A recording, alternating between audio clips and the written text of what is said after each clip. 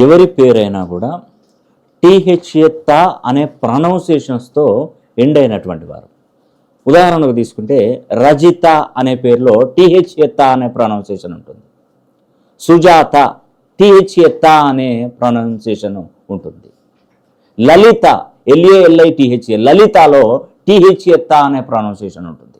ఇలా ఎవరి పేరైనా ఆడవారి పేరు కానీ మగపాళ్ళలో జన్మించిన వారు మగవారి పేరైనా కూడా మగవారు జన్మించినటువంటి వారు ఈ టీహెచ్ఏ తా అనే ప్రొనౌన్సియేషన్ అనేది ఉండకూడదండి. అసలు ఎట్టి పరిస్థితుల్లో ఉండకూడదు. ఒకవేళ ఆ టీహెచ్ఏ తా అనే ప్రొనౌన్సియేషన్ కనుక ఉన్నట్టయితే మీకు జరిగేటువంటి నష్టాలు ఏంటంటే అన్ని రకాలుగా ఎలా ఉంటుందంటే తలంత బలగా ఉన్నా కూడా తలకు పోసే దిక్కుండరు. అంటే అందరూ నేనున్నాను అని అంటారు కానీ ఎవ్వరు కూడా ఒక్కరంటే ఒక్కరు ముందుకొచ్చి మీకు ఏ సహాయం చేయరు. ఇప్పుడు ఒక సామెత ఉంది చూసారా, మా ఇంటికి వస్తే ఏం తెస్తావు, మీ ఇంటికి వస్తే ఏమిస్తావు.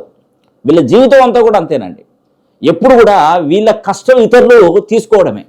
లైఫ్లో వీళ్ళు కష్టపడుతూ ఉంటారు కానీ ఒక్క పైసా కూడా మిగులుబాటు అనేది ఉండదండి.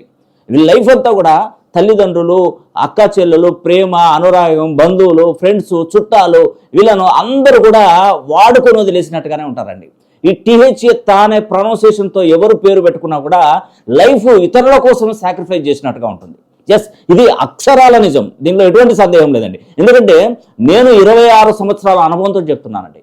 ఇది 100% నిజం. ఎందుకంటే ప్రతి ఒక్క జాతక కుండల్ని పరిశీలన చేస్తాను. వాళ్ళ బర్త్ నెంబర్ ఏంటి, డెస్టినీ నెంబర్ ఏంటి, రాశి ఏంటి, నక్షత్రం ఏంటి, లగ్నం ఏంటి, అసలు ఈ పేరు ఎన్ని డిగ్రీస్లో ఉంది, ఎంత డిస్టెన్స్లో ఉంది, ఎంత ఫ్రీక్వెన్సీలో ఉంది, ఇవన్నీ కూడా పరిశీలన చేస్తే లైఫ్లో వీరు ఎంత ఎత్తు నుండి కింద పడిపోయారు, అసలు వీళ్ళ లైఫ్ హిస్టరీ ఎలా ఉంటుంది, అసలు వీరు ఉద్యోగం చేయాలా, వ్యాపారం చేస్తే బాగుపడతారా, భార్యాభర్తల మధ్య ఎందుకు విభేదాలు వస్తున్నాయి, అసలు మానసికంగా ఎందుకు వీళ్ళు ఇబ్బంది పడుతున్నారు.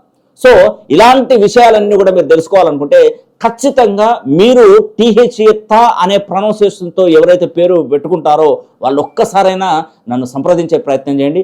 ఖచ్చితంగా మీకు మంచి చేసే విధంగా నేను చేస్తాను.